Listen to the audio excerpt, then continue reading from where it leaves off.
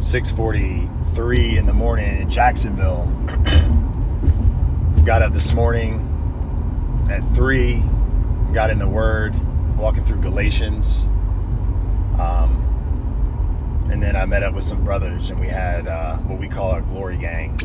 We get together and we walk through the Word and worship, pray. And we just got done, man. I'm just so full. So we're on the way to the gym to go work out, man. It's already like lunchtime for us. But no, I'm just so full. And that's the question for those who are listening is what does your quiet time look like? What does your time with the Lord look like? And for me, I like to follow the example of Jesus. And you know, the scriptures are very clear about Jesus going to be with the Father in the morning before the sun came up. And I think there's something to that. I think it's that we, as followers of Jesus, know that our day is going to get started and the busyness is going to take over. Our schedules are going to distract us from putting that time in. And that time is so important because without spending time with the Father, you're doomed. And many are out here trying to grind through life, trying to stand on their works, their effort, and only to be exhausted and to be short and to be unable to share the love of Christ because you don't have the fuel inside of you to keep you going, to sustain you, and that is the lifeblood of Jesus. And so, that's the first thing I wanted to just question you guys. Like, as you're hearing this, ask yourself, like, what does your quiet time with Jesus look like? Is it,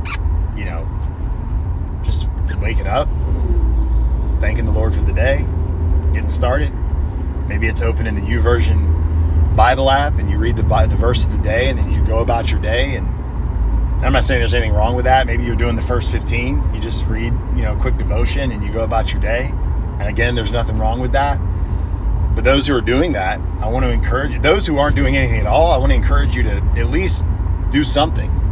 Those who are getting the first 15, the fabulous 5, whatever you're doing, I want to encourage you to start going deeper. I mean, that eventually should be like a morsel when you're needing a full meal.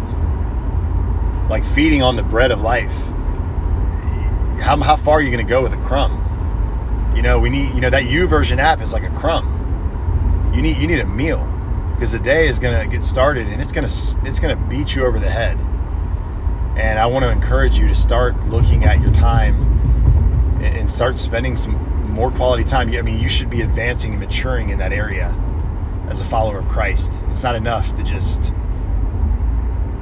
get up and do it on your own. You need the Lord. So the second thing I was going to say is what we talked about this morning. We were walking through James, and y'all know I did the whole episodes on the whole book of James, and I walked through that, and now I'm going through Galatians, and I want to encourage you guys, those that are out here trying to please God with your works, stop. There's nothing you can do to earn his salvation. There's nothing you can do at all. There is nothing that you're able to do.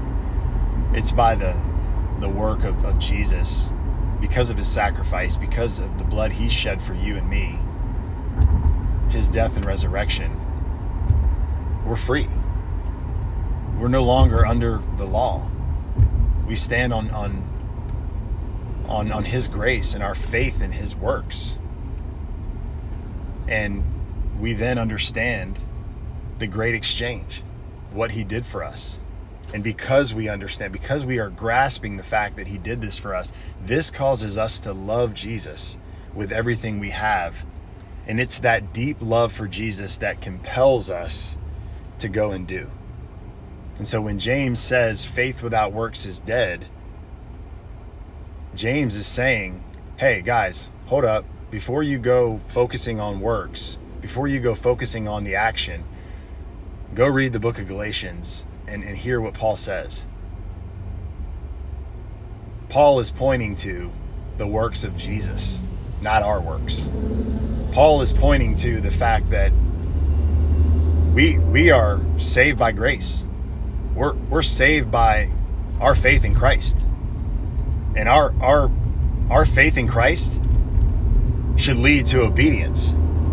Our love for Jesus should lead to obedience. And so, my friends, I want to encourage you with that. And I want to remind you of Jesus' words. It was Jesus who said, if you love me, you'll do what I say.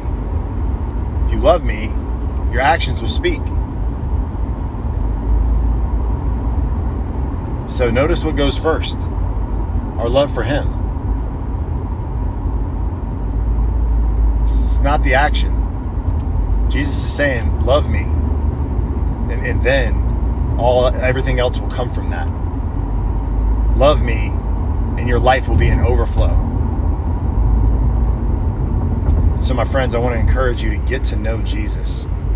It's not enough to just, profess with your mouth that he's Lord. It's not enough. So, my friends, I hope you have a good day. I hope this little message blesses you. I hope you know that the Lord is good and he loves you. And it doesn't matter how much you've worked, how much you've done, what kind of effort you've put in. It doesn't matter what your past looks like. I prayed this over a brother this morning, 1 Peter 2:9. We are a chosen race. We are a royal priesthood.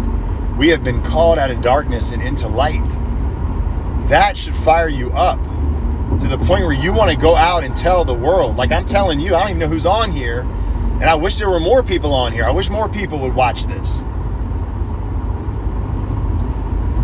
And we've got to go out and proclaim this good news of what Jesus has done for us. Because this world needs to hear it. This world needs to hear it. So, anyway, man, I love you guys.